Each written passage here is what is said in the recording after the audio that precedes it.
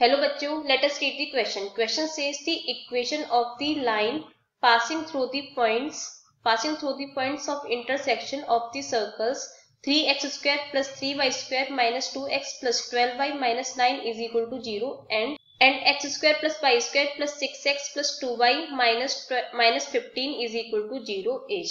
तो आइए सबसे पहले हम इसके लिए की कंसेप्ट को समझ लेते हैं. की कंसेप्ट, तो इसके लिए की कंसेप्ट क्या हो जाएगा, हमें ऐसी लाइन की इक्वेशन बतानी है जो कि इन दोनों सर्कल के इंटरसेक्शन पॉइंट से होकर पास हो रही है. तो इसका मतलब क्या है, जैसे ये दो सर्कल हैं, ये हमने दो सर्कल ले लिए, ये पहला S1 दूसरा S2 ले लिया और ये इसके इंटरसेक्शन पॉइंट हो गए यहाँ पे, और जो लाइन है वो इस तरह से पास होकर के जा रही है. तो इसका मतलब क्या हो गया, ये जो लाइन है L वो इन दोनों सर्कल के लिए कॉमन कोड हो गई. तो यहाँ से हम लिखते हैं इक्वेशन ऑफ लाइन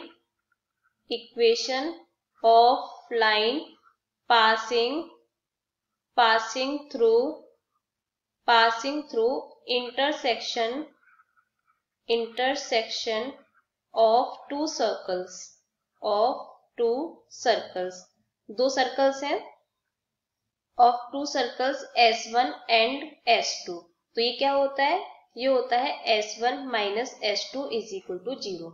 तो अब हमें यहाँ पे दो इक्वेशन दे रखी हैं. तो यहाँ से S1 क्या हो जाएगा, S1 है 3x square plus 3y square minus 2x plus 12y minus 9 is equal to 0. ये हमारी S1 है. तो हम इसको जनरल फॉर्म में लिख लेते हैं, यानी कि हम x स्क्वायर और y स्क्वायर के कोफिशिएंट को 1 कर लेते हैं. तो यहाँ से 3 का डिवाइड लगा देंगे तो ये हो जाएगा x square plus y square minus 2/3x plus ये हो जाएगा 4y minus 3 is equal to 0.